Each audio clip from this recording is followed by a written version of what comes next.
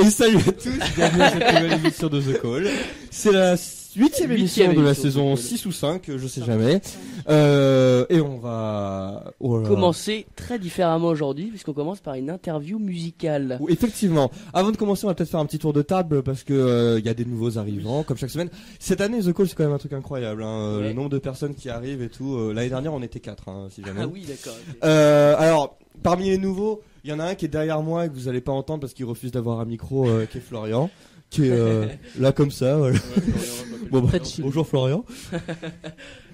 Ça fait plaisir. Et Paul Lou, que vous avez entendu la semaine dernière, a décidé de ramener un pote à lui, un pote Zikos. Les potes, les mecs Zikos traînent avec des mecs Zikos. Et donc on est avec Mathéo qui vient de Malherbe. Bonsoir Mathéo. Et on va commencer sans doute par eux qui vont nous faire une petite interview musicale. Et ça rajoute de la diversité parce qu'ils sont deux de Malherbe maintenant. Effectivement. Là. Mais de toute façon, donc, en vrai, il y a des gens de Malherbe, de Victor Hugo, ouais. de Rabelais, de Aliette D. C'est ça. Moi, c'est ça et quelques-uns de Charles de Gaulle, mais ils sont pas beaucoup. Ouais, on est une minorité mais maintenant. Mais c'est ce qu'on veut, c'est que ça soit plus une radio interlycée. Bref, Carrément. qui la présentation. Bon, vous l'avez entendu, il y a Edgar Guito qui est avec moi. Oui. Et Maxime qui présente. Voilà, et Edgar qui présente aussi. Il y a aussi Amaury qui continue les chroniques politiques cette semaine, que vous entendrez sans doute en fin d'émission. Akila est là. Bonjour à tous. Toujours pour nous parler de manga. Oui, pour la troisième fois. Voilà. Hugo Adam, qui fait toujours la gestion, et pour la première fois depuis l'année, qui n'a pas de chronique. Ah oui, oui. Oh, dis donc. Oh. Grosse faute. Quelle déception. Oh. Qu'est-ce qui t'est arrivé?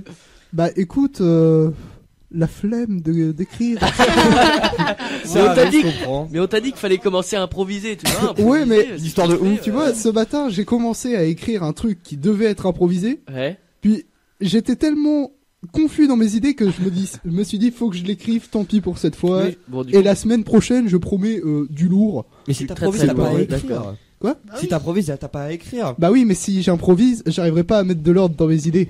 Mais en plus, je sais pas si t'as remarqué, mais du coup, genre, quand tu lis ce que t'as écrit, genre, moi, je dis de la merde par-dessus, et à chaque fois, ça te bloque, Oui, oui. du coup. Alors que Oh. si t'improvisais, il y aurait pas de souci. Ouais, mais C'est c'est ce qui s'est rigolo. passé la semaine dernière, on s'est bien foutu. Et du coup, à la fin, t'es tendu en mode, mais laisse-moi finir ma chronique. Mais non. Mais alors par contre, Akila, toi c'est la première fois où t'as rien du tout, t'as plus de notes. Non, là j'ai plus de notes. Ça, J'ai c'est rien. très bien. C'est un Il est manga venu que tout nu. j'aime très bien, donc Bravo. ça Et passe. pour terminer, Luna qui a une Oui. chronique aujourd'hui ou qui a pas de chronique? Non, j'ai pas de chronique. T'as pas de chronique. Bon, C'est déception. pas grave. De toute façon, on est parti sur une base de 4 chroniques et je pense que c'est très bien. Ouais. Et à mon avis, on va commencer tout de suite avec une chronique musicale. Une chronique musicale se doit d'avoir un jingle, on va Exact. peut-être bosser dessus. Je ferai... Vous voulez faire le jingle? Ah. Une D'accord. interview, et c'est tout nouveau. En ça, non exclusivité. C'est tout nouveau, Parce que la dernière effectivement. fois on avait eu la surveillante, enfin je sais pas trop. Émilie. Émilie, voilà, pardon. Et c'était pas une interview finalement. Non, pas du C'était tout. Elle plus voulait un juste débat. présenter son projet C'est sur la le première respect. fois, ouais. On en reparlera d'ailleurs. Une idée de débat sur le respect à Charles de Gaulle, tout ça. Mm. De toute façon, c'est que pour les élèves de Charles de Gaulle. Mm. Mais bon, bref, on commence tout de suite avec Paulo et Mathéo. Donc, Paul Lou, Mathéo, bienvenue à Charles de Gaulle. De quoi vous allez nous parler? Alors bonsoir. Très France Inter. Il est 18h07 et je vous informe qu'il commence à se faire tard. Alors j'avoue que je suis extrêmement stressé et tout émoustillé d'être avec vous Ouais. ce soir. Il devait pas être en premier normalement. Voilà. Encore plus de stress. Pour la première fois sur Ouais. Radio The Call. Qui rentre dans le grand bain. Exactement. Et aujourd'hui, j'ai décidé de ne pas faire de chronique, ni de venir seul, ni mal accompagné. Et et pour cause, j'ai l'immense honneur, le privilège, la joie, l'estime, l'égard, l'admiration, Ah oui, l'exclusivité, l'apothéose, et j'en passe. Ça suce pas mal. On a bien stressé. Hein. Dans les studios de Radio The Call. Il a 18 ans. Il est musicien, multi-instrumentiste avec comme instrument de prédilection la basse. C'est pas grave. La basse et la guitare. Eh ben détends-toi un peu quand même. Hein. Très tendu. Il est au conservatoire depuis déjà quelques années. D'ailleurs, combien d'années? Non. Parle pas. Il est même dans l'option musique à Malherbe. Il est leader du groupe Tricycle qui comprend également Eloine Herman, batteur, et Pierre-Louis Leroux, pianiste. Et j'accueille Mathéo L'Homme. Non, ce n'est pas un pseudo. C'est vraiment l'homme. C'est vraiment l'homme. C'est vraiment beaucoup trop d'honneur que tu me fais dans cette présentation. Après 3 minutes de présentation. Il nous reste qu'une minute pour l'interview. Comment vas-tu? Je vais bien. Pas très bavard ce Mathéo. Ta journée c'est...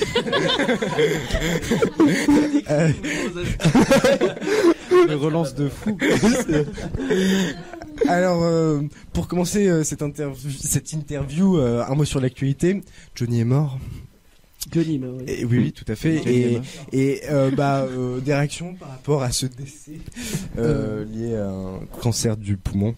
Paul Lou, Attends. s'il te plaît, arrête de balader ton Et même quand tu parles dans un café. Alors ouais, essaie d'être un peu immobile. Ok. Oui, bon, alors je recommence. Parler de Johnny. Alors pour commencer cette interview, un mot sur l'actualité. Johnny est mort. Une réaction par rapport à son décès lié suite à un cancer du poumon. Et bah ma première réaction, si je dois être honnête avec toi, mon cher Polo, fut de me griller une clope. Premièrement. C'est beau, c'est une réaction de musicien, ça, dis donc. Et donc ouais, alors bon, je suis pas un grand fan de Johnny Hallyday. Peut-être parce que j'ai moins de 45 ans et que je suis pas tatoué, mais ça restera quand même un grand musicien. Guitaristiquement parlant, non, mais c'est quand même un mec qui a rempli, je crois, 3 fois le Stade de France, qui s'est offert le luxe d'arriver en hélicoptère à ces événements, de fendre la foule comme il a fait en 95, si je dis pas de conneries. Bah T'es écoute, pas un fan, mais t'aimes bien. Ouais, quand même. Non, j'ai regardé le petit journal à sa mort, monsieur. Ah. Mais voilà, donc c'était un gros showman et il a fait des choses que moi je rêverais de faire, mais après musicalement parlant, c'est pas trop ma soupe. Voilà. C'est ça. parle-nous de Tricycle. Alors, Tricycle, c'est un projet qui a commencé il y a quelques années, qui au début s'appelait Circle Quartet, qui était composé de Pierre-Louis Leroux au clavier, Eloine Herman à la batterie, Jesse Berebi à la basse et moi-même à la guitare. Des lycéens tous lycéens, sauf pour Jesse Berebi qu'on avait rencontré au Conservatoire de Caen en salle de jazz. Okay. Et c'est un projet qui a pas vraiment continué parce qu'il y avait eu des petites disparités dans le groupe et puis bon, ça s'était pas très bien passé, même si on en gardait en souvenir. Donc Jesse a décidé. Ça c'était quand? C'était il y a, oh là là, je te parle de ça, moi je parle comme un vieux. C'était il y a, ça devait être il y a 2 ans. D'accord. Okay. Et du coup Jesse n'a pas continué l'aventure avec nous, hélas. Qu'on embrasse d'ailleurs. Jesse, plein de bisous. Mais du coup nous on a continué tous les 3 sous le nom de Tricycle, sous forme de trio. Un trio qui compose et qui reprend. Et voilà, depuis 1 an et demi maintenant, on compose, on reprend. Et donc l'origine de Tricycle, c'est parce que vous êtes 3, c'est pour ça? C'est parce qu'on est 3 et c'est aussi parce que le truc c'est que nous, on est relativement jeunes, ça se voit. On a commencé à faire nos premiers concerts, je parle comme un vieux, mais on a commencé nos concerts, on avait 16 et 17 ans. Donc on arrivait un petit peu en mode, on est des gosses, on a des boutons et on boit du coca. Et on était 3, du coup voilà le côté un peu enfant à 3, bah voilà Tricycle, c'était une assez belle image je trouve. Et c'était où votre premier concert? Notre premier concert c'était en tant que Tricycle, ça a dû être à Malherbe je pense, à l'Amphipronge. Et comment tu définis le style, votre style? Alors notre style, c'est un style qui est assez peu définissable. On s'est rencontrés tous avec une passion commune, c'est la musique jazz. La musique jazz à partir de la fin des années 50, tout ce qui est Miles Davis, Kenny Wheeler, tout ça. Donc on a commencé en faisant de la reprise de standards de jazz. On est tous des gros fans de la musique funk. Et quand on est fan de funk et de jazz, et bah forcément on est fan de rap aussi, de hip-hop et tout ça. Donc on essaye de faire un mélange de ça et un mélange qui groove, mais avec une certaine, je ne vous le cache pas, complexité.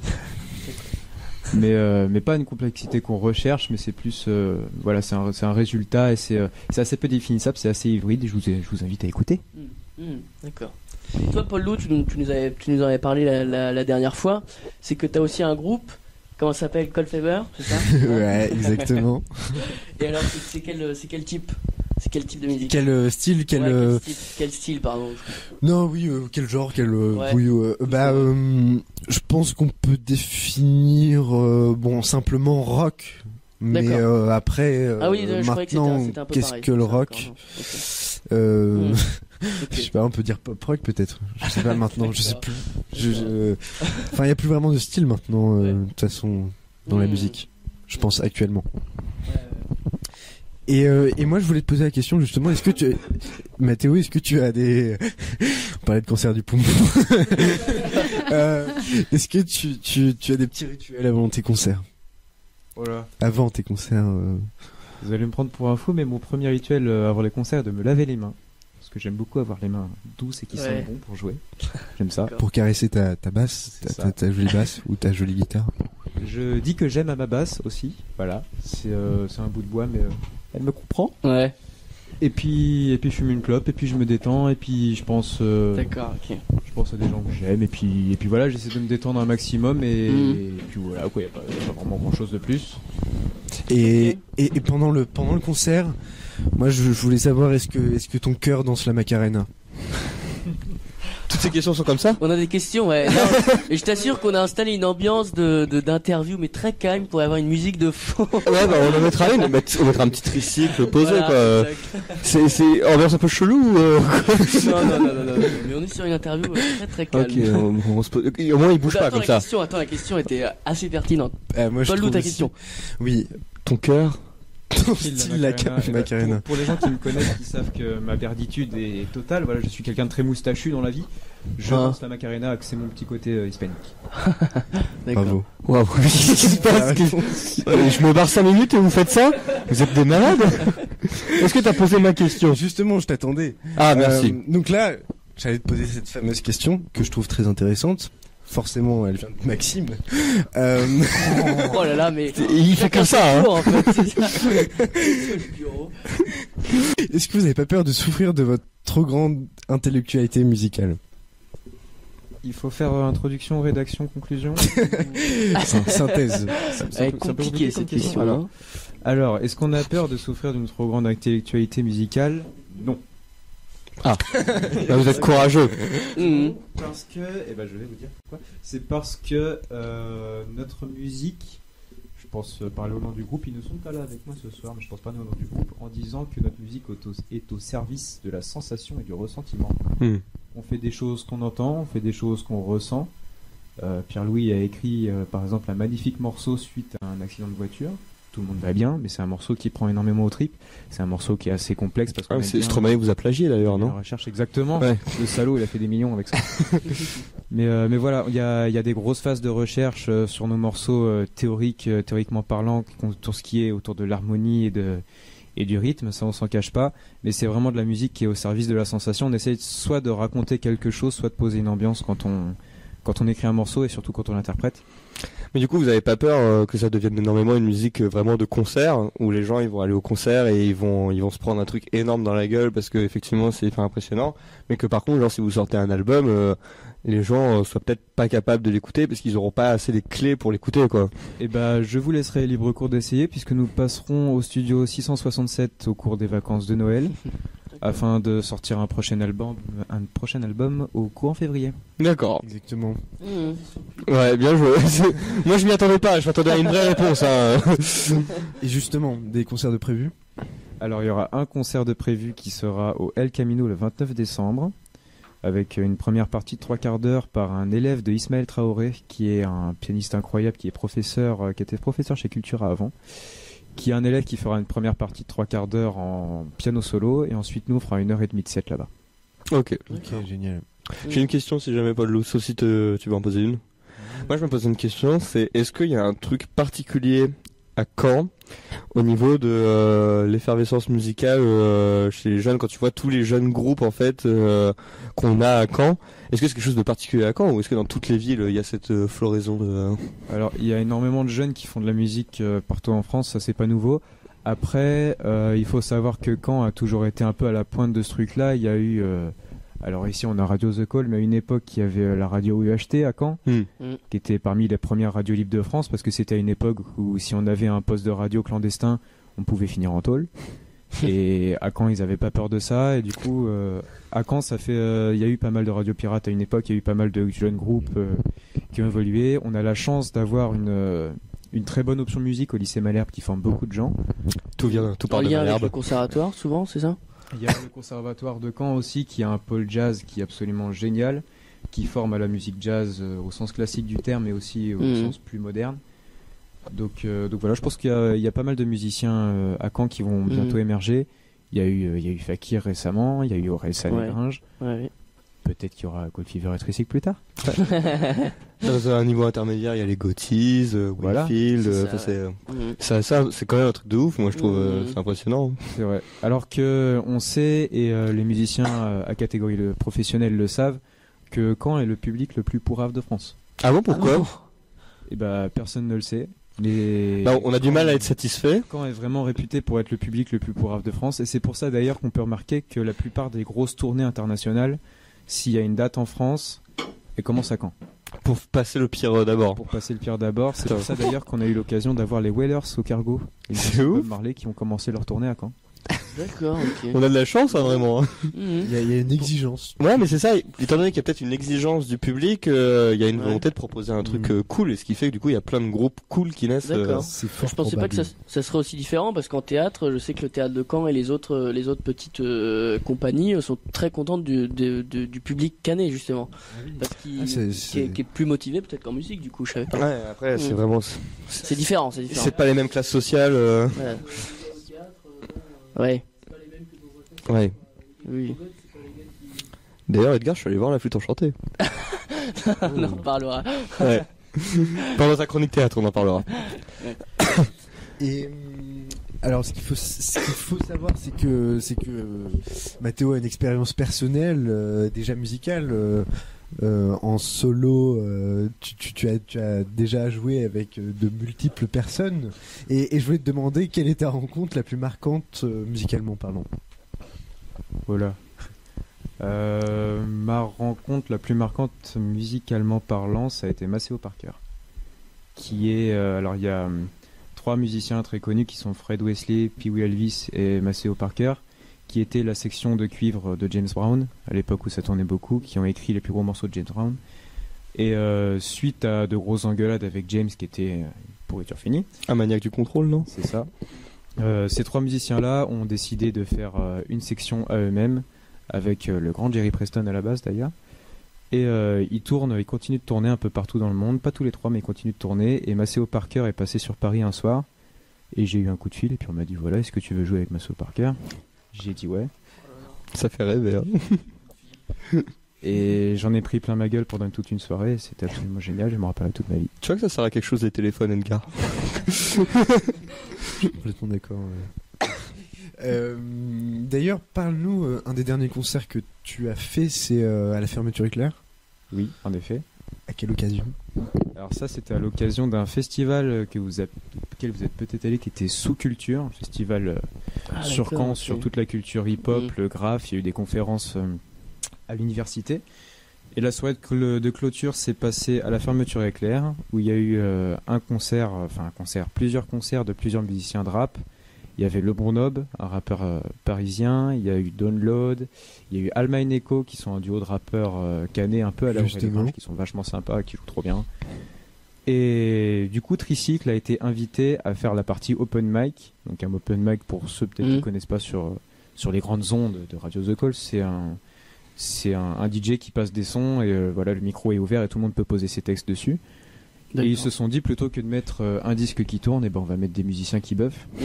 Et du coup, nous on s'est ramené. Alors pareil, on s'était ramené. On est arrivé dans les loges, on avait 18 et 17 ans, on venait de se faire sermonner parce que si jamais le patron de la boîte nous voyait avec une bière, on se ferait engueuler. Enfin voilà, tout ça. On est arrivé là-dedans, on était les petits jeunes boutonneux, ça puait le shit et tout, et on se regardait en mode c'est qui ces mecs. Et puis à 23h30, on est monté sur scène avec Polo à la guitare qu'on avait invité. Et on envoyait du bois pendant 1 heure. Et j'ai eu l'occasion d'écouter ce morceau, je crois. Et c'était sympa. Ewan m'a fait écouter le feat que t'avais fait du coup avec eux. Okay. C'était trop bien. Où t'avais fait un riff de guitare ultra cool. C'est probable, je sais plus. Et c'était organisé par quelle association déjà, sous culture? C'était organisé par alors ceux qui avaient fait la soirée de clôture, c'était HPP. C'est les locaux de l'ancienne école des Beaux-Arts à côté de la à côté de le centre hospitalier en bas des fossés Saint-Julien, Miséricorde, tout ça. D'accord. Et du coup, eux, ils ont des locaux là-bas. Ils avaient fait déjà une super soirée jazz manouche et ils organisent des trucs un peu partout. Ils avaient organisé ça à la fermeture éclair. C'est ça. Et d'ailleurs, le principal organisateur de ça était Virgile Leprince, un ancien pion de Malherbe. Ah bon? Voilà, pour la petite histoire. D'accord. Et il me semble que cet événement a engendré une future collaboration. Ça a en effet engendré une rencontre puisqu'on avait invité Alexandre Martin à la batterie ce soir-là, qui est un ami à moi. Quelqu'un de Victor Hugo, oui. Quelqu'un de Victor Hugo. Que je vois, on connaît. je connais pas très bien, mais je vois qui c'est. Qui est au passage un excellent batteur, et du coup, Alma de Alma Eneco est un peu tombé en kiff sur ce qu'on lui a fait. Parce que ce qu'il faut savoir, c'est que tous les rappeurs qui avaient fait leur set pro sont venus après sur scène pendant l'open mic. En fait, ils n'ont pas trop laissé la place au public, ils sont venus jouer avec nous parce qu'ils avaient kiffé ce qu'on a fait. Et du coup, c'est prévu de passer en studio avec eux pour faire la prochaine prod. Sur pas le prochain album qui sortira, mais celui d'après. Ça doit être dur pour un rappeur de poser un texte sur une de vos musiques. Et ben en fait, vu la rythmique. C'est pas vraiment du tricycle, ce sera plus un mélange boom bap funk avec du slap à la basse et de la batterie qui groove. Ok. Boom bap. Peut-être qu'il y a besoin d'expliquer les termes. C'est le côté groovy hip hop. Boom bap. Ouais, ça représente un peu un kick et un snare. Tu as demandé d'ailleurs la signification de tricycle ou pas? Oui. Ok. Je me suis fait une joie de leur répondre. Ça marche. Et bien sur ce, c'était un plaisir. J'avais peut-être une dernière question si on a le temps. Non? Bah si, toujours, mais Et après c'est la merde. Bon. Moi j'ai une dernière question, je la pose quand même. Une question beaucoup plus concrète, juste c'est au niveau de... parce que t'es toujours étudiant. Oui. Au niveau de lycée et musique, comment ça se passe? Sachant que c'est une problématique que toi aussi, Paul Lou, tu rencontres. Je suis actuellement en terminale pour ma 4e année au lycée Malherbe. 4 ans, putain. Et c'est ma 4e année d'option musique. Une option musique qui est gérée par un professeur absolument génial qui s'appelle Frédéric Le Breton. Qui gère le bâtiment musique de Malherbe, qui est un gros bâtiment avec un studio d'enregistrement pro, une grosse salle de répétition et tout le matos qu'il faut pour répétitionner bien. Et des salles de cours dans lesquelles on fait des cours de musique, on apprend à faire de la musique, on apprend ce que c'est la musique. De l'art du son, il y a l'art du son en seconde, ensuite on passe en cours de musique pure en première. Et ensuite, si on passe en littéraire, on peut cumuler l'option musique et facultative. Moi, c'est ce que j'ai fait, donc l'option lourde, on fait 8 heures de musique par semaine. T'as pas voulu passer le bac TMD? Non, c'est passé TMD ou pas? J'ai pas voulu passer le bac TMD tout simplement parce que je suis au conservatoire que depuis 3 ans. D'accord, ok. Alors TMD, c'est la filière musique plus, c'est ça? C'est technique et musique de la danse. Attends. C'est un bac technologique? Oui, c'est un bac technologique sur musique et danse. Et pour ça, il faut être au conservatoire depuis Lurette. Et donc c'est pour ça que... Et c'est un mélange, en fait, c'est des cours qui sont pas allégés parce que sinon on va croire que les TMD sont teubés. Mais en gros, c'est de l'emploi du temps partagé entre le lycée et le conservatoire parce que c'est quand même à 2 pas. Du coup, ils ont la moitié des cours au lycée, l'autre moitié au conservatoire. Et t'as pas pu faire ça parce que t'étais depuis pas assez longtemps J'étais pas au conservatoire quand je suis arrivé à Malherbe. Ah d'accord, ok. Et ça t'aurait aidé ça de faire cette filière-là? Je pense pas parce que moi j'envisage de faire une musicologie à Tours. Ah d'accord. Okay. Du coup, faut quand même avoir un bon niveau, tout ce qui est en littérature, philosophie, tout ça pour entrer en fac. D'accord. Oui. Donc vaut mieux faire. J'ai préféré suivre un cursus général. Ok. Donc t'es en filière L, c'est ça? C'est ça. D'accord, très bien. Grosse fierté. Oui. les meilleurs. Moi je pense qu'on va conclure là-dessus. Exactement. C'est un plaisir. Merci beaucoup. Voilà. Pour la prochaine émission, on prendra quelques cours sur la stabilité du crâne. Ne pas trop bouger, dandiner. Je tiens à apporter une petite précision quand même. Dans la magnifique introduction que tu m'as fait, Paul Lou, tu disais que j'étais le leader de Tricycle. En fait, c'est pas moi le leader de Tricycle. Il y a 3 leaders dans Tricycle. C'est Pierre-Louis Leroux, Eloine Herman et Mathéo Lam. Ça, c'est la classe. C'est une belle fin. Est-ce que ça marche toujours la démocratie en musique? On se pose souvent la question. Ça marche d'enfer. Parfait. Bon, je pense qu'on va passer à la chronique suivante. Merci beaucoup les gars. Merci à vous. Vous allez rester jusqu'à la fin de l'émission ou vous allez devoir partir? J'ai cours dans une petite heure. D'accord, ok. Ça marche. Bon, on va passer à la chronique suivante. La chronique suivante, ça va être Akila qui va nous parler de manga en totale improvisation. Et c'est au tour maintenant de Akila pour sa 3e chronique qui est improvisée, cette fois pour la première fois. Donc de quoi tu vas nous parler aujourd'hui? Alors aujourd'hui, ça va être Dédale, donc encore une fois du prix manga. Ouais. Mais c'est un manga qui vraiment j'ai adoré. Ça va sûrement être celui-là que je vais voter. Et c'est pour ça qu'aujourd'hui, je comptais en parler. Donc l'auteur, Takamichi, donc c'est un nom utilisé. Donc beaucoup de mangaka ne souhaitent pas utiliser leur propre nom. Et donc donnent juste des pseudos ou juste leur nom de famille. Est-ce qu'il y a une raison pour laquelle ils n'utilisent pas leur vrai nom ou pas? Alors, la plupart du temps, c'est pour rester plutôt privé, pour ne pas... Et la plupart du temps, il y a beaucoup de gens qui font ça pour le hobby, et donc pas pour un vrai travail. Si on considère, par exemple, One Piece avec Eiichiro Oda, là, c'est vraiment il en a fait un métier. Et il y a plusieurs personnes, des jeunes lycéennes, qui font ça vraiment pour le kiff, on pourrait dire, et donc ils font ça juste avec un pseudo. D'accord. Alors parfois, le pseudo peut rester même si ils ont déjà révélé leur nom à d'autres, sur d'autres mangas. Voilà. Donc aujourd'hui, Dédale, donc un manga vraiment assez intéressant, surtout pour un tout nouveau genre qui est sorti, avec ce qu'on pourrait considérer comme un monde piégé. D'accord. Avec dedans toutes les lois physiques, on peut les oublier. On peut trouver de tout. C'est vraiment ça qui fait le bonheur du lecteur quand on lit ce manga. On y découvre toujours avec des nouveaux êtres. Je dis bien êtres, parce qu'il n'y a pas que des humains. Et je viens d'en voir un, j'ai flippé d'ailleurs. Donc on peut être surpris à tout moment en fait, c'est ça? Oui, et vraiment on découvre le manga avec les 2 héroïnes. Et j'ai trouvé ce manga vraiment fantastique. Le seul problème, c'est qu'il est en 2 tomes. Et j'ai trouvé ça vraiment très dommage. Ah d'accord, c'est trop ou pas assez? Bah non, c'est vraiment pas assez. Je pense que 10 tomes, ça aurait largement fait... Bah, en moyenne, c'est autour de 10 tomes, c'est quand même pas 2 tomes là. Alors il y a quelques mangas, c'est vrai, qui sont en 1 tome ou en 2 tomes, comme Dédale. Et il y a plus de mangas sur environ 5-6 tomes, en fait. D'accord. Sinon, après, ça part vraiment sur des longues séries qui peuvent aller jusqu'à 20, 60, 50 et même 200. On a battu le record. Oui. Ah ouais? Oui. Ça a fini, justement, c'est un manga sur un policier un peu fou. Je pense que si j'en parle, quelques personnes vont connaître. Mais, et donc, ils ont atteint le 200 et ils sont arrêtés à 200 tomes. Ah, voilà. C'est une belle fin. Et c'est cet été que ça a fini. Et c'était quel manga? Le titre, je l'ai pas en entier, mais il est super long. Ça marche. Je peux vous le... Je vais pas commencer par celui-là. C'est un acronyme d'un acronyme, donc c'est compliqué. Et Akila, oui. Je trouve personnellement, parce que ça fait assez longtemps que je m'intéresse au manga, il y a de plus en plus de filles qui sont héroïnes des mangas et pas forcément dans les shoujo. J'ai un peu arrêté de lire des mangas. Est-ce que vraiment j'ai raison? Non, tu as tout à fait raison. Il y a vraiment beaucoup de mangas, par exemple Dédale. Nos 2 héroïnes, donc de base, on y découvre, c'est vrai, un garçon qui s'appelle Takagi. C'est vraiment que au 2e tome. Sur 2 tomes, c'est pas mal. Et vraiment, il y a beaucoup plus de mangas où on y découvre comme héroïne des shoujo. Mais ce qui est surtout bien, c'est pas vraiment que des filles et que dans des shoujo. On y découvre aussi dans des seinen et des shonen. Comme la semaine prochaine, je vais sûrement essayer de parler d'autres mangas, par exemple Le Couvent des Damnés, qui est vraiment un manga assez...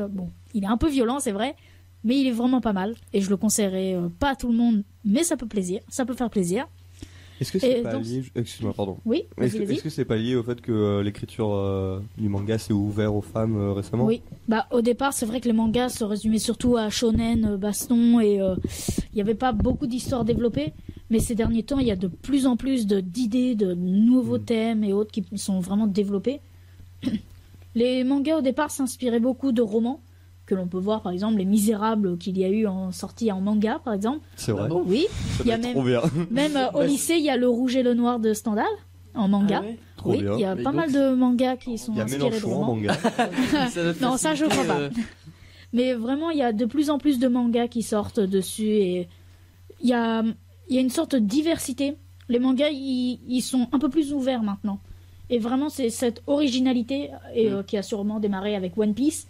Au tout départ, One Piece, Dragon Ball, Bleach et tous les classiques, qui a vraiment donné un nouveau départ au manga, qui s'était un peu arrêté en 2006. Donc c'est vraiment quelques romans principaux qui ont inspiré toute sa génération. Oui. D'accord, ok. Disons que je pensais pas. Et donc ça, c'est... Enfin, il y en a combien à peu près? T'as dit One Piece, oui, les plus connus. Oui, quoi, les plus connus, Naruto, oui. ok, d'accord. Et c'est ceux-là qui ont influencé, qui influencent. Oui, beaucoup ont influencé. Par exemple, il y a des personnes qui s'inspirent surtout avec des dessins de Dragon Ball pour faire des nouveaux mangas. Très peu, mais il y en a aussi sur One Piece, un peu moins sur Bleach. Mais par exemple, Sword Art Online, c'est au départ une adaptation d'une personne qui voulait essayer de faire un dessin entre Dragon Ball et One Piece, justement. D'accord. Et justement, ça a fait Sword Art Online, qui est d'ailleurs devenu très connu, je pense. Alors, c'est quoi l'histoire de ce manga? Parce que c'est le truc que tu oublies à chacune de tes chroniques. Non, la base. Non, j'ai pas oublié, parce que celui-là, il y a pas mal de choses à raconter. Okay. Alors, premièrement, on y découvre 2 filles qui se réveillent dans un monde inconnu, du jour au lendemain. Les 2 filles ont une passion, jeux vidéo. Alors, il y a un jeu auquel elles jouent jusqu'au dernier moment qui s'appelait Elder Tale. Et quand elles se réveillent, elles se retrouvent pile dans ce monde-là. Et on peut se dire, c'est un monde de jeux vidéo, un peu comme un jeu classique où ils sont coincés, un peu comme dans Sword Art Online. Mais c'est là que ce manga est très original. On y découvre par exemple des nouveaux monstres, tels que il y a un monstre qui s'appelle le Room Shark. Quand on se dit Room Shark, un requin de chambre. On va se dire c'est un peu bizarre. Et je vais pas en raconter trop, parce que je souhaite vraiment que beaucoup de gens lisent ce manga-là, parce qu'il est court et il est vraiment pas mal. Et on y découvre surtout un aspect très différent quand on sait ce qui se passe dans l'histoire. Par exemple, la première fois que je l'ai lu, je me suis dit oui, c'est une histoire qui a l'air pas mal, et je l'ai relu 2 ou 3 fois quand même pour vraiment me dire waouh, c'est très recherché comme thème. D'accord, ok. Et je trouve qu'il y a très peu de mangaka qui peuvent faire ça. Je trouve que même si elle veut pas révéler ou il ne veut pas révéler son vrai nom, il a vraiment du talent pour le manga. Et c'est un manga où tu conseilles de relire plusieurs fois pour celui-là. Oui. D'accord. Alors en fait surtout je trouve que c'est mieux de le relire parce que même moi j'ai eu du mal la première fois. Je me suis dit en 2 tomes c'est possible de faire ça comme ça et plusieurs fois ça me donne envie en fait, surtout parce qu'il y a des mangas je comprends pas et j'abandonne parce que ça j'ai pas trop aimé. Mais là vraiment ça m'a donné envie d'essayer de trouver la raison, l'idée. Et c'est pour ça que c'est un manga que j'ai vraiment apprécié. J'ai beau l'avoir lu 5 fois, je m'en suis pas lassé. Ouais, d'accord. Ah ouais, d'accord. Okay. Oui, à ce point-là. Mais à chaque fois qu'on le relit, on y découvre de nouveaux moments comme ça, quand on se dit ah oui, peut-être on peut penser comme ça à cet instant-là. Les œuvres courtes ont l'avantage d'être efficaces. Oui, c'est ça. Au moins l'intérêt. C'est vraiment ça, oui. Dans ce genre de manga, quoi, même en 2 tomes, arriver à faire ça, c'est assez incroyable. Mais j'ai feuilleté là les pages du 2, l'aspect visuel. Je me dis, après, s'il y a vraiment une histoire intéressante, ça peut être super cool. Mais je me dis, quand tu vas dans un magasin acheter des mangas que tu feuillettes, moi, ça me donne pas trop envie. On a l'impression d'être tout le temps au même endroit. Il y a pas trop de changements, quoi. Mais t'es pas tombé sur les hommes pousses là dans le tome 1 là. Moi, ça m'a fait flipper. Ah moi aussi, j'ai corrigé les créatures. Ça, c'est les Room Shark. Mais je vais pas en dire plus. Je laisse la surprise. Ok, vas-y, continue. Mais c'est vrai que rien que sur la 4e de couverture, on peut voir un être avec des dents énormes et on sait pas trop ce qui se passe. Mais vraiment, c'est un manga. On y découvre surtout un nouvel univers. Et on a la fille, en fait, celle vraiment que l'on considère comme l'héroïne, et celle qui est à côté, qui découvre un peu. On a surtout le regard de la 2e personne, celle qui on peut voir est un peu obèse. Et donc, qui est un petit peu enrobé, attention. Enrobé, si on préfère. On va faire un débat sur le respect. Oui, je sais. Et justement, c'est de son regard qu'on va découvrir. Et on va essayer surtout de découvrir le manga. Moi, par exemple, j'ai essayé de le découvrir avec le regard de tout le monde. Par exemple, le garçon qui s'appelle Takagi, que l'on voit une fois, vraiment une fois, et après tout le reste, on a beau l'entendre parler et autres, on ne sait pas à quoi il ressemble. Et vraiment, les 2 héroïnes, on sent qu'elles découvrent quelque chose. Et c'est cette découverte qui vraiment entraîne le lecteur. Même si c'est 2 tomes, je trouve que c'est très rapide, mais c'est très très bien quand même. Et justement, tu mets combien de temps par exemple à lire ce manga par exemple? Alors moi je suis un lecteur très rapide et c'est 20 minutes maximum. Alors les 2 tomes, j'ai mis 1 heure pour les 2 tomes, je l'avoue, parce que vraiment j'ai dû le relire plusieurs fois. Vraiment, t'as dû rester un peu plus longtemps à quelques endroits. Ah là là. Mais... C'est quoi, de quoi? Non, il y avait une femme à poil. Oui, je suis tombé dessus aussi. Mais d'ailleurs, tu l'as vu? Oui, mais c'est étonnant parce que je pensais que c'était vraiment... C'est vraiment étrange parce qu'il y en a une scène de tout le manga, je sais pas comment vous avez fait pour la découvrir. Vous êtes très fort. On a un filtre. On peut se dire que peut-être que les Français sont que attirés par ça. Je ne vais rien préciser. Pourtant, les mangas étaient très censurés dans les femmes. Alors, aujourd'hui. Ces derniers temps, ils sont vraiment beaucoup censurés. Mais surtout la censure, maintenant, elle se résume à deux choses. C'est vraiment si l'auteur il veut censurer au niveau des dessins et autres, qui fait, ou sinon c'est vraiment l'éditeur qui supprime tout le manga. Alors comment ça se fait qu'un manga comme Berserk ait pu passer? Alors Berserk, il a pu passer, c'était surtout parce que l'éditeur avait le choix. Mais le problème, c'est que l'éditeur, c'est lui qui va vraiment finaliser. Et le problème, c'est que si l'État se mêle à ce manga, là vraiment les éditeurs... Ils ont un peu de mal. Donc les éditeurs sont responsables de leur auteur. C'est ça. Et ça c'est un gros problème, c'est ce qui s'est passé à la Révolution française en fait. Juste avant, les imprimeurs étaient responsables des livres qu'ils publiaient, ce qui faisait que personne ne pouvait publier du coup. Mais c'est aussi parce que si c'est un public qui est plutôt jeune, de voir ça peut ne pas correspondre. Mais si les éditeurs savent très bien que ça correspond à un public adulte, ils vont pas s'en par exemple, ce manga il y avait marqué Seinen en bas. D'accord. D'accord. Mais c'est vrai qu'il y a beaucoup de shonen et de shoujo qui ramène un peu à des choses de seinen. Est-ce que la censure est en train d'empirer ou est-ce qu'elle s'allège? Alors moi je pense qu'en ce moment elle empire parce que en fait ça dépend vraiment du manga. Par exemple si on prend l'exemple je sais pas, il y en a plein. Il y en a vraiment trop. Je suis désolée, j'ai déjà au moins 10 titres en tête là. Mais la censure elle dépend vraiment du manga et de l'éditeur. Par exemple si je prends l'édition d'Edal par exemple. Je sais pas exactement. La plupart du temps, c'est ou en privé ou sur d'autres petits studios parfois même. Il y a vraiment que des studios. La plupart du temps. Et là, c'est Doki Doki. Alors, c'est justement une édition qui commence à sortir et je trouve l'édition qui est pas mal. C'est pour ça que j'ai eu d'ailleurs envie de lire.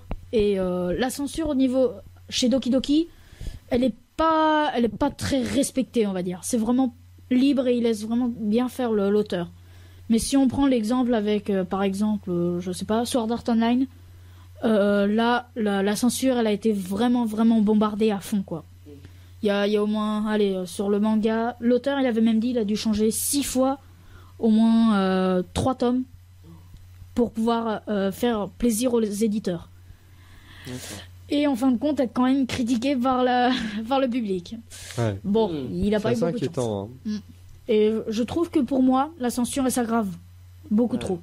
D'accord. En plus on dit bien c'est pour les seinen. Alors après si les personnes ne regardent pas et vont aller voir comme ça parce qu'ils ont envie, un jour on pourrait discuter vraiment de juste du Japon, de la censure et du manga parce que c'est ce qu'on commence à chaque fois par ça, on commence beaucoup de temps et puis t'es un vrai passionné, ça va être très intéressant. Surtout je les connais pas trop mais il y a toute une histoire de tendance nationaliste au Japon. Ah bon? Dans les mangas il y a si on traite un sujet un peu compliqué par exemple la révolution russe et autres, ça peut être censuré. L'État peut complètement annuler la sortie du manga au dernier moment. Oui, non, c'est possible. Par exemple, il y a plusieurs mangas qui ont été publiés, attendus pendant 3 mois, et le jour de sa sortie, refusé. D'accord. Il est vraiment, il y a marqué interdit par l'État ou censuré par l'État. Réellement. Et ça, on pourra en reparler. Ça là. Bon, est-ce que t'as fini ou est-ce que tu veux rajouter un dernier truc? Non, parce que je vais surtout laisser découvrir aux personnes qui, je pense, c'est vraiment le manga que je conseillerais de tous. Sur le prix manga au moins. Je vais le lire. Je m'engage à le lire. C'est beau, non? C'est bien. Est-ce que tu le feras? Moi, je trouve ça beau. Je vais pas le lire tout de suite, mais toi qui disais que t'avais pas le temps de lire des mangas. Oui, mais là il y a 2 tomes. Ah oui, t'as raison. C'est vrai, il y a des mangas qui, c'est très long, je l'avoue. Il a dit 20 minutes. Ouais, moi ça sera 19 minutes. Je représente la France. Je le fais. Y a pas de souci. Ah ouais, carrément. Ouais, carrément. Moi, je suis un papoteur de service. Je propose qu'on fasse ça en direct. Je lis tout à haute voix. Bref. Je pense qu'on va passer à la chronique suivante. Merci beaucoup, Akila. Pas de souci. Et d'ailleurs, on te dit au revoir parce qu'à chaque fois, tu désertes après tes chroniques. Rentre bien. À la semaine prochaine. Et la semaine prochaine, oui. Bisous. Et on va passer maintenant à la chronique, qui est un peu ma chronique préférée, pour être honnête. Ah ouais, d'accord, tu me fais ça, Maxime. Non, pardon, mais c'est parce que il y a un flow, tu vois. Mais toi, alors, dans ta tête. Attends, Maxime, je commence direct ou pas? Non, jingle. Ok, Edgar. de quoi tu vas nous parler? Alors, j'ai une petite question avant parce que le début de l'émission, pour une fois, était très calme. Ouais. Est-ce que je suis très calme ou alors Non. D'accord. Justement, là, les gens ils commencent à s'endormir, ils commencent à se barrer. Nos 7 auditeurs sont partis. Donc là, faut se bouger le cul. Ça. Bon, Maxime, t'es allé voir La Flûte Enchantée parce que j'en parlais la semaine dernière. Je suis allé voir La Flûte Enchantée. Et alors, petit récap avant de commencer. Et bah alors, tu sais que moi, le seul opéra que j'avais vu jusqu'à maintenant, c'était Orfeo. Ah bon? D'accord. Qui avait été un gros calvaire. Nul. J'étais sorti, j'étais pas bien. Donc, fallait t'y remettre. Et donc, fallait m'y remettre. Et La Flûte Enchantée. J'ai 2 témoins. Je suis sorti. T'as fumé une clope? Non, je fume pas. D'accord. Je pense que ma mère écoute l'émission, donc. Pas fumé de clope, du coup. Je suis sorti. Et vraiment, j'avais kiffé. Je m'étais pas ennuyé. D'accord. J'avais été ému. J'avais même rigolé. À un moment. T'as rigolé? J'ai rigolé. Je rappelle, c'est 3 heures de spectacle, là, quand même, hein. Et ben justement, je suis parti au bout d'1h20. Parce que j'ai beau avoir passé un bon moment. T'es sérieux? J'étais pas prêt à me passer 1h40 non plus. Ah, mais d'accord. En fait, c'était facile d'aimer. Alors, c'était vraiment très bien. Mais je suis d'accord, parti. tu mets du suspense, genre j'ai rigolé, j'ai adoré, etc. Non, mais en vrai, j'ai passé vraiment un super moment, mais déjà, je voulais aller boire un coup. Attends, t'es vraiment parti après à l'entracte? Je suis vraiment parti à l'entracte. Et genre, je me suis salaud, en fait. J'avais fait soirée la veille. J'étais complètement crevé. Attends, mais ça t'endort, ça va, c'est le seul intérêt de l'opéra. Non, c'est vrai, arrivé vers la fin, tu vois, genre juste avant l'entracte, j'avais ma tête qui commençait à tomber. Du coup, je me suis dit, voilà, j'ai passé un bon moment, la soirée, on va pas le gâcher. C'était chez Jules la soirée ou pas? Non, ça c'est la soirée que je le vois qui se marre. D'accord, ok. Bonjour, c'est Anne Romano. Je peux faire un peu de pub? Bon, bah, j'en profite pour faire une petite pub pour Marco de la Rumba. Prenez un petit café. Oui. Ça vous Et aussi pour le Serpico. C'est nos 2 bars préférés. Non, ça va, ok. Bon, aussi pour au bureau si vous avez de la thune. Mais donc aujourd'hui pour ma chronique on passe à un level supérieur parce que vous savez chers auditeurs que je vais voir une pièce pour vous chaque semaine. Oui. Et cette semaine je suis allé à Paris à la Comédie Française. S'il vous plaît. En vrai c'était prévu par le lycée Victor Hugo qui pour une fois a fait quelque chose de sa vie. Et alors la Comédie Française. Ouais, vous avez pas l'habitude de ça à Malherbe. Alors, Comédie Française, on allait voir quoi? On allait voir L'Hôtel du Libre-Échange, qui est une pièce d'Isabelle Nanty. Alors, pour rappeler Isabelle Nanty, qu'est-ce qu'elle a fait? Bon, c'est pas très glorieux, mais elle a fait Les Tuches et Les Profs. Mais à part ça, combo gagnant. Elle a fait plein d'autres trucs. À part ça, ça reste une très bonne metteuse en scène et très bonne comédienne. Elle a fait les cours Florent d'ailleurs. Elle a fait les cours Florent, elle a été professeure en cours Florent. Est-ce qu'il faut voir Les Tuches? Est-ce qu'il faut voir Les Tuches? T'es sérieux de me poser cette question alors que je vais te parler d'un truc merveilleux, la Comédie Française, s'il te plaît? Je ménage le truc, ça fait un contraste. Déjà, le mec, il a salopé du Beaux-Arts et en plus, il veut aller voir Les Tuches. Si Mozart avait une tombe, il se retournerait dedans. Bah, si. Mais non, mais je le connaissais déjà, donc c'est pas grave. Non, mais c'est marrant, Les Tuches. Bah, c'est marrant, quoi. C'est un peu de. Ouais, c'est un peu rigolo, quoi. C'est marrant, quoi. Ok. Ça peut ne pas te faire rire. Non, c'est pas drôle. Ouais, est-ce que c'est plus drôle que Bienvenue chez les Ch'tis? Donc on va vraiment faire un débat pour Les Tuches là, sérieusement? On va aller tous nous faire foutre. Je voulais juste savoir si je devais le regarder. Ok, vas-y. Pardon, excuse-moi. Donc Isabelle Nanty pour une fois, j'ai envie de dire, mais c'est pas vrai du tout, a fait un truc super. L'Hôtel du Libre-Échange. C'est une pièce qui est d'un auteur normand, qui est pas connu du tout d'ailleurs. Mais lors de sa sortie, alors en carton plein. Bon, malheureusement, le carton plein de cette pièce-là, 16e siècle, il me semble. Hein, je connais pas les dates, mais la pièce du 16e siècle. Ouais, un très vieux truc. Et c'est une mise en scène uniquement d'Isabelle Nanty. Elle a pas écrit la pièce. Et donc déjà, alors bon, c'était prévu par Victor Hugo, je l'ai dit, donc on arrive en bus scolaire, etc. On arrive à la Comédie Française. Alors par contre, dans cette émission, celui qui dit Comédie Française, je le baffe, parce qu'on dit Comédie Française, s'il vous plaît. Hein, c'est important, parce qu'on est à Paris, on déconne pas, on est dans un milieu de bourgeois. J'avais un doute. Donc, on arrive à la Comédie Française, ils en mettent plein la vue, il y a de l'or, il y a des tapis rouges, il y a des acteurs incroyables, etc. Et voilà, tout est un rapport avec Emmanuel Macron, on sait pas pourquoi, mais bon, il y a Emmanuel Macron qui est affiché un peu partout. Et donc visite de la Comédie Française, etc. de française, pardon, de tout oui, ce de très beau. Je viens de te baffer là. T'as le droit. Les fauteuils, le fauteuil, le dernier fauteuil dans lequel s'est assis Molière lorsqu'il est mort, peu après avoir être monté sur scène, etc. Bon, des trucs très beaux historiquement. Et le soir même, donc c'était l'Hôtel du Libre-Échange. Donc parlons un peu de la pièce. Alors bon, encore pour La Flûte Enchantée, je me suis un peu mélangé les pinceaux. Mais là, en fait, on peut pas faire pire que cette pièce-là, parce que cette pièce, c'est un cafouillis de quiproquos, de d'acteurs incroyables par contre, de comédiens par contre. On a vraiment les meilleurs comédiens, je rigole pas. On est quand même de la comédie française. Qu'est-ce qu'il y a, Paul, tu tapes une barre? Il est en train d'écrire un truc, il a écrit mélanger. Vas-y. Je me suis mélangé les pinceaux. Un cafouillis. Mélanger les pinceaux. Non mais attends, mais quand on parle de la comédie française, on a son vocabulaire qui va avec. Enfin, c'est évident quoi. Je veux dire, arrêtez de déconner les gars. Parce que j'ai pas ton vocabulaire. On vient de Malherbe, on n'est pas de Victor Hugo comme monsieur, excusez-moi. Hein. Et donc bon, il y avait Laurent Lafitte. Laurent Lafitte, je sais pas dans quel film a joué Laurent Lafitte connu. Merde. Bonne question. On regardera, peut-être qu'il a joué dans Les Tuches aussi, on sait pas. Il a joué dans quoi? On a la culture qu'on a. Non, en vrai, vas-y. Papa ou Maman, on avait joué avant une projection en plein air de ce film. De quel film? Papa ou Maman? Vous avez fait le before. Ah mais oui, c'est ça, Papa ou Maman. Ouais. Mais ça, c'est hyper. Non mais c'est fou parce que en fait, genre c'est pas des films hyper glorieux pour ces comédiens qui sont quand même incroyables. En vrai, mais c'est un cinéma français qui marche. Oui, c'est vrai. Mais c'est que ce qui marche. En fait, l'argent qui vont se faire avec ce genre de projets qui paraissent parfois calamiteux, il sert après à financer des trucs comme la pièce que t'es allé voir. Ouais. Donc, Et alors oui, tout un tas de décors, on a même des records, on a quand même une mise en scène qui se change en 1 minute 30 secondes, s'il vous plaît. On est bien à la comédie française, là, s'il vous plaît. Ça déconne pas. Et en fait, c'est l'histoire de Monsieur Pinglet et de Madame Pinglet, qui sont voisins, donc Aristo, Noble, tout ce que tu veux, des gros bobos sa mère, à côté de voix, qui sont voisins à Madame Paillardin et Monsieur Paillardin. Donc jusqu'à là, tout va bien. On est dans une ambiance Aristo qui va bien. Les tout le monde est s'entendent content. entre eux. Ils s'entendent très bien. Ils se jettent des fleurs. Ils font des présentations un peu comme Paul Loup de 3 minutes pour se dire bonjour. Et finalement, ce qui va se passer, c'est que tous les personnages vont se retrouver dans un hôtel du libre-échange par erreur. Alors évidemment, c'est des aristos, donc faut pas qu'ils voient qu'il y a un noble dans un hôtel du libre-échange. Un hôtel du libre-échange. C'est scandaleux. C'est de monnaie ou de sexe? Ah ouais non, on parle de sexe. Ah oui, d'accord. C'est marrant. Oui, non, pardon, j'ai pas précisé, c'est de sexe, donc c'est pour ça que c'est marrant. Ah oui. Et c'est marrant. Non mais oui, c'est marrant. Non mais ça change de la flûte enchantée là, pour une fois, c'est vraiment marrant. Là, on rigole. Mais c'est même chaud. C'est Hein, c'est même chaud. Ah, c'est même chaud, oui. Enfin, ça reste quand même des nobles. Hein. Ils sont habillés de 3 couches, quoi. Mais non, mais sérieusement, c'était drôle parce que pour une fois, en fait, on avait des gars qui s'enchaînaient à fond. Genre, par exemple, il y en a un qui ouvre la porte et là, il voit l'autre. Alors non, il referme la porte, il ouvre la porte. Il y en a un qui descend l'escalier, qui monte de l'escalier. Bref, c'est vraiment un gros bordel. Mais il y a pas d'autre nom. C'est un gros bordel. On comprend rien à ce qui se passe sur scène.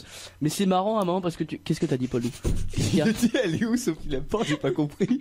C'était un jeu de mots. Ah, excellent, d'accord. Ouais, okay. Super, ouais, on s'amuse, hein. Putain, la vache. Ouais, c'est cool. Ouais. Non, mais tu m'as brisé dans mon élan, bah écoute, il fallait t'entendre avec la voix que t'as fait.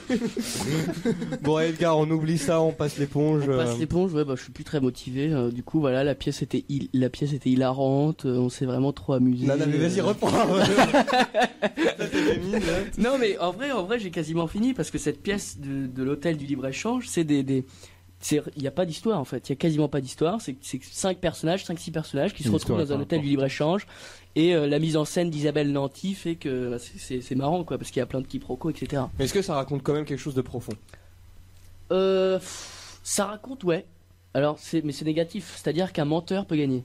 C'est-à-dire qu'un menteur, s'il ment bien, il peut ouais, mais alors du coup, il y a un peu une mise en garde. Je pense parce que c'est quand même du 16e siècle donc il aurait pas fait ça c'est La Fontaine quoi en mode soyez pas crédule quoi. Mais c'est quand même en fait c'est que le personnage principal, je sais plus par qui il est interprété, c'est dommage, mais il arrive à avoir tous les indices pour contrer les arguments des autres en disant qu'il était à l'hôtel du libre-échange et qu'il a bien eu un rapport avec une femme. Il arrive à prouver non en disant mais vous aussi vous étiez à l'hôtel du libre-échange, non? Il me semble vous avoir vu votre veste, etc. Elle a dû faire scandale cette pièce à l'époque. Mais c'est ça qui est incroyable, c'est que à cette époque, elle n'a pas été jouée du tout. Elle était inconnue. On l'a retrouvée 2 siècles plus tard, voire 3 siècles. Et là, incroyable, quoi, ça marche. C'était joué dans tous les opéras, tous les théâtres, etc. Quoi. Et d'ailleurs, d'un point de vue textuel, est-ce que c'est bien? D'un point de vue textuel, c'est une bonne question ça. Mais il y avait des portes pochées. Mais non, mais en vrai c'est intéressant parce que notre prof de théâtre nous a fait lire le texte avant de voir la pièce. Donc ça c'est intéressant. Ouais. C'est parce que du coup on est arrivé en sachant un peu le texte et en connaissant et en se demandant ce qu'on pouvait faire pour que ça soit comique. Et le texte, en fait, c'est ça qui est fort, c'est que le texte a rien de marrant. Ouais. Il est vraiment pas marrant, c'est des phrases qui sont balancées comme ça, il y a un peu de stick-comedy, mais Peut-être expliquer ce que c'est le stick-comedy au cas où. Stick-comedy, c'est des répliques qui s'enchaînent rapidement, hein, c'est à peu près ça. Et faut couper ? Non, faut pas tarder à couper. D'accord. Faut se diriger vers une fin. Et au final, alors ça, ce serait marrant d'en parler. Est-ce que les applaudissements, ça veut tout dire ? Est-ce qu'un applaudissement, par exemple, de 3 minutes, mais très vif, ça vaut un applaudissement de 15 minutes, mais tu sais, genre assez lent, assez bon, voilà, on est vieux, on a vu une pièce, c'était marrant, point. Redis le mot. Non mais. Qu'est-ce que. T'es sérieux ? Qu'est-ce que j'ai dit ? Stick-comedy. Alors par contre, pour l'orthographe, c'est impossible. Hein. Mais t'es vraiment en train de te faire des fiches de vocabulaire ou? Il y a plus de 4 syllabes, il arrive pas. Bah c'est bien, ça veut dire que Paul Lou va revenir pour faire des chroniques. Exactement. Et il calera le mot stick-comedy. mais tiens, mais Maxime, je te pose la question. Applaudissement. Est-ce qu'un applaudissement qui est vraiment vivace, est-ce que ça vaut un applaudissement qui est long ? Alors moi, les applaudissements me font chier. Donc pour moi, il vaut mieux l'applaudissement de 3 minutes, mais ultra puissant, où les gens gueulent. Et le top du must, c'est si les gens se lèvent. Ce qui n'arrive jamais en France. En France, on sait pas se lever. Alors, détrompe-toi parce que les gens de la comédie française c'est en train de se répandre. Se sont levés, monsieur. Et bah écoute, ça vient d'Angleterre. Mais je vois pas pourquoi tu dis ça, hein. Ça m'est arrivé plein de fois, hein. Ah ouais, ça. Non, mais ça, c'est très nouveau et c'est en train de se répandre, mais à la base, on se levait pas en France. Et c'est comme ce qui est dommage, c'est que c'est très mal vu de siffler dans un théâtre. Ouais. Alors que c'est comme bravo, quoi. Du coup, les gens se retrouvent à crier bravo, tu sais, tu cries bravo, et puis là, les gens se retournent, ils font, putain, il a crié bravo à côté de moi. Donc finalement, tu te retrouves à applaudir, c'est pareil, si t'es debout, les gens te regardent, putain, il est debout, la vache, il veut se montrer. Donc finalement, bah, t'applaudis, ça dure 15 minutes, parce que si on était debout à siffler, à dire bravo, bah, voilà, ils reviennent, ils refont un salut, alors qu'ils ont juste envie d'aller fumer une clope. Alors là, pour le coup, je crois que c'était le plus marrant, c'est ça qui est un peu triste. C'est qu'au salut, le dernier salut, le rideau est tombé sur. Et du coup, tu sais, tu vois au milieu des applaudissements les gens qui se moquent, mais pas trop parce qu'on est quand même à la Comédie Française et que putain, le rideau est tombé sur eux, hein, excellent. Et voilà quoi. Donc bon, franchement, Isabelle Nanty. Ah, on a eu une rencontre avec Isabelle Nanty. Si jamais t'es en train de meubler, Paul Lou veut dire un truc. Hein. Oui, non, parce que. Pas en train de meubler. Juste... Ah d'accord, pardon. Non, c'était juste par rapport. Jeudi, je suis allé voir une pièce Djihad. Pardon. Jeudi, je suis allé voir une pièce Djihad au CDN. Et, il est en train de casser mon rythme là. Ils sont levés. Oui, je suis désolé, je suis trop lent. Mais c'est vrai, mais on va te donner des en train de se tendiner, en train de chercher ses mots. Tu veux placer stick-comedy et te mêler les pinceaux en même temps, si tu veux, vas-y. Alors déjà, j'ai même pas encore enregistré le mot. Un truc comme ça. Allez, Paul Lou. Putain. Tu peux le dire à la fin de l'émission. Mais pose ta question, mais je sais pas quoi là. Ah mais il n'y avait pas de question. Oh la vache, putain, mais t'es un énergumène, note-le ce mot-là. Tu reviens pas à la radio avant d'avoir appris à parler. C'est ouf. Non mais surtout d'avoir appris à parler et de pas faire ça avec ton là on n'entend rien quoi. C'est un truc de ouf mec.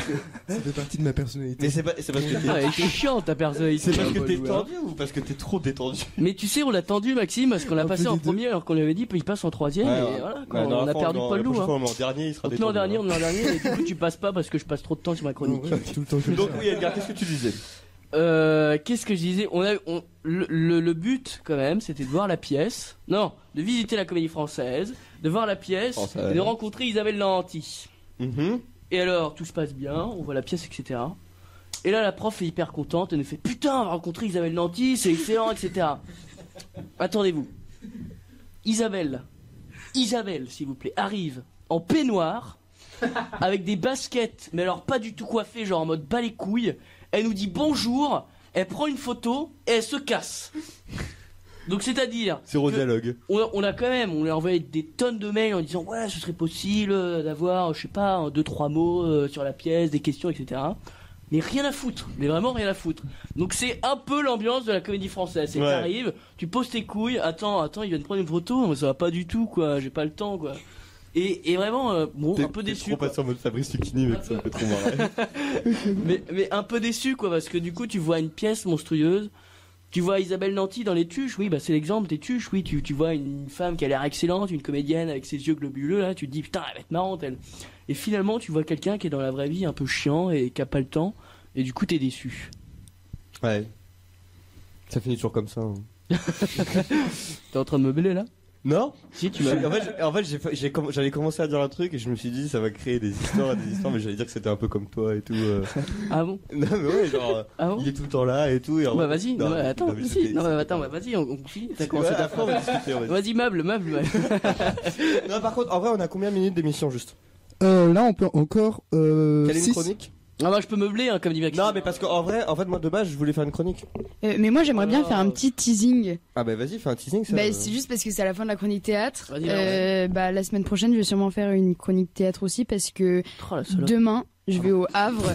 Putain, non, recommence et on garde pas ça en vrai. C'est too much. Avec le truc sur le respect de l'autre en plus qui arrive. Hyper bien, Maxime il gâche tout. Bon bah du coup je fais un petit teasing parce que demain je vais au Havre. Demain soir pour aller voir Particules élémentaires de Houellebecq et je sais pas si vous connaissez bien.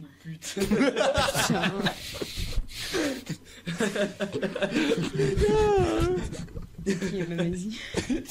Je jette l'éponge. Putain mais attends, mais je crois que c'est les premiers mots de Luna en plus. Ah non, t'as posé une question, pardon. Les premiers mots de Luna, vous êtes une pute. mais non, mais c'est la première fois qu'elle parle. Putain, cette émission qui part en couille. Ouais, je sais pas qu'est-ce qu'on va garder, qu'est-ce qu'on va laisser. Bon, écoute, tu gardes l'émission posée, puis voilà quoi. Oh, mais non, mais c'était bien, ça faisait un crescendo. Ouais, c'est vrai. Ok. Bon, est-ce que tu veux finir ton teasing ou pas? Particules élémentaires de Houellebecq. Tu vas voir du Houellebecq? Oui, justement, en fait, j'allais dire que vraiment c'est le premier le premier metteur en scène qui a eu les couilles quoi de mettre Houellebecq en scène parce qu'il y a personne qui a osé faire ça, personne qui a osé s'y attaquer parce que simplement il est toujours en vie et que avoir le regard de celui qui a écrit le livre dans ta pièce de théâtre quoi, ça doit être assez un connard carrément. Putain, on est chelou et donc Luna qui parle, pardon. Non mais arrête. Je sens une tension. Imagine si on avait eu ma chronique au début de l'émission, comment ça aurait été le bordel. On a réussi à avoir 2 chroniques de calme. Luna, ça t'atteint pas. Michel Houellebecq, vas-y. Ah non mais rien, mais c'est juste que voilà, il a eu les couilles et Michel Houellebecq a totalement approuvé sa version du truc et c'est une des dernières représentations et je peux plus. Vas-y, d'accord. Mais vas-y, continue. Enfin, du coup, t'as dit instant promo, mais c'est la promo pour où ça, quand? J'ai pas dit instant promo. T'as pas dit? Ah, t'as dit teasing. Mais c'était teasing pour la semaine prochaine. Instant teasing. C'est vraiment pas cool. Elle va plus jamais revenir, je suis désolé. En plus, à une radio, c'est super facile. C'est toi qui vas plus jamais revenir. Oui. Non, mais limite, hein, calme-toi. Ouais, d'accord. Non, mais... Bon. Ok, est-ce qu'on se dirige vers une fin ou est-ce que moi je tente une chronique? On se dirige vers une fin. Quoi? On se dirige vers une fin. Non, vas-y, fais ta chronique, t'as 3 minutes. Ouais, t'as exactement 3 minutes. Putain, je suis fort. Mais vas-y, c'est trop marrant, 3 minutes, c'est excellent. Eminem. Tu me stresses trop, Edgar. Qu'est-ce qu'il y a, tu veux que je t'introduise? Ok, putain. Et rapidement, en 3 minutes, la chronique de Maxime Renaud, dépêche-toi. Ok, je voulais faire une chronique sur le cohérence de Jamie Björknier. Je sais plus c'est quoi le nom du réalisateur parce qu'en fait il est suédois mais il réalise ses films aux États-Unis. Cohérence, c'est un film qui avait absolument aucun budget. Du coup, il a pris 12 potes à lui, il les a mis dans une maison, il a fait ok, on va faire un film sur cette table à manger. Là, je raconte une histoire. Donc en fait, c'est des gens qui font un dîner entre potes et c'est le soir où il y a une comète qui passe au-dessus d'eux. Et en fait, ils sont tous un peu hypés pour voir la comète et il commence à se passer des trucs chelous, notamment genre il y a leur portable qui marche plus, il y a plus de wifi, c'est extrêmement inquiétant, c'est paniquant. Et en fait, le film dévie un peu dans le film d'horreur thriller et ce qui est extrêmement impressionnant dans ce film, c'est que il se passe rien. Il se passe vraiment rien. Mais avec rien du tout, il y a aucun screamer à aucun moment, il y a aucune créature, aucun événement vraiment terrifiant, mais il y a cette angoisse du mystère et surtout en fait l'angoisse du non-sens parce que si le film s'appelle Cohérence, c'est pas pour rien, c'est parce qu'en fait le film a à la fois une cohérence hyper stricte et hyper impressionnante et en même temps pendant tout le film tu nages d'une incohérence à une autre parce que jamais ça se résout réellement. Par contre, il y a des trucs qui sont un petit peu chiants dans ce film, notamment c'est extrêmement fait à mal filmé, ce qui au début est volontaire pour créer un malaise, mais au bout d'une demi-heure de film te donne juste mal à la tête. Et en plus, à la fin, il y a un espèce de cliffhanger qui est complètement... Donc toi, t'es le genre de mec, un film qui est mal filmé, ça te donne mal à la tête? Non, c'est pas ça, un film qui est mal filmé, ça peut être cool, mais là, c'était tellement mal filmé. En fait, la caméra, elle bouge tout le temps. C'est une caméra libre. Non. Bah, attends, c'est un film de quelle année? J'ai le droit de t'interrompre Oui, bien sûr. Okay. 2000, c'est des années 2000, 2011 peut-être. C'est aussi nul que ça. Oui, mais parce qu'il n'y avait pas de budget. En fait, c'est tourné avec une. En Suède, quoi. Un caméscope. Hein. C'est vraiment. Et genre, tu vois les fan footage, genre Projet Blair Witch, Paranormal Activity, Cloverfield. Ouais. Bah, c'est filmé comme si c'était un fan footage, sauf que c'est pas un fan footage parce que la caméra n'est pas intrinsèque au récit. Donc c'est extrêmement bizarre. Mais c'est pour donner cette impression voyeuriste de on est en train de regarder quelque chose qu'on n'est pas censé voir. Ce qui ajoute vraiment au stress. Et aussi l'avantage d'un film qui est mal filmé, c'est que du coup il y a aucun artifice et donc du coup tout ce que tu te prends dans la gueule, il y a un côté sincère, un côté vrai quoi. Et 3 minutes écoulées. 3 minutes écoulées. Sérieux? Bon bah voilà. Du coup termine, enfin on peut quand même terminer bien quoi. Je vais terminer en essayant de vous teaser, en essayant de raconter vraiment un peu ce qui se passe. Attention, les teasing ici c'est dangereux. Hein. Genre. Putain. Ok, genre ils sont en train de manger, tu vois. Et en fait il y a une coupure, une panne générale d'électricité dans le quartier. Il y a juste une maison qui a pas d'électricité, qui a de la lumière, qui a de l'électricité. Du coup ils veulent rédiger un mot et aller le mettre sur cette maison pour leur demander comment ça se fait que eux ils aient l'électricité. Et en fait ils commencent à écrire le mot et il y a quelqu'un qui frappe à la porte et ils ouvrent la porte et en fait sur la porte il y a le mot qu'ils étaient en train de rédiger. Il dit pas ça le mot hein. Après c'est vrai, t'as raison. Tu l'as vu mais il dit pas ça le mot. En fait je change un tout petit peu l'histoire pour pas vous spoiler. Mais ça se passe à peu près comme ça. Tu l'as vu aussi, Luna? Bah je l'ai vu avec Maxime, c'est Maxime qui m'a fait. Je lui ai montré. D'accord. Est-ce que t'as un peu flippé? Pas du tout, mais j'ai adoré. Ça me fait flipper déjà. J'ai adoré. Moi, ça m'a fait flipper ce film. Je trouve qu'il y a un petit frisson de l'angoisse et tout. D'accord. En même temps, toi, t'étais trop préoccupé par essayer de comprendre tout ce qui se passe, mais on s'en fout de ce qui se passe. Je pense qu'on va pouvoir clôturer en disant que les deux icos sont en train de se rouler une clope tranquillement, en n'ayant rien à foutre de la chronique de Maxime. Ça fait peur et c'est bien et c'est cool et c'est pas un fan footage, mais c'est bien quand même. Mais c'est pourtant un exploit, tu l'as fait en moins de 3 minutes, c'est pas mal. Merci, voilà. Ma prochaine chronique, ça sera en 2 minutes. Voilà. Ah, et je vais lire le manga en 20 minutes. Ouais, c'est bien parce que là, pour la 8e édition de The Call, on a quand même un rythme qui s'accélère, mais que dans les 10 dernières minutes. Donc c'est pas mal. On fait du progrès, peut-être qu'à la fin on aura 30 minutes. Qui s'accélère jusqu'à la fin. C'est bien, il va falloir qu'on parle un peu du respect. Hein, d'accord, oui, bah attends, je viendrai à Charles de Gaulle pour le débat là. Non mais ça va faire le buzz. Avec Émilie. Ah ouais, on va buzzer, mais là c'est devenu Radio Koei. Mais de toute façon, on est de plus en plus, c'est très très bien. Bon allez, on clôture là-dessus, merci à vous, à la prochaine. Bisous. Gros bisous.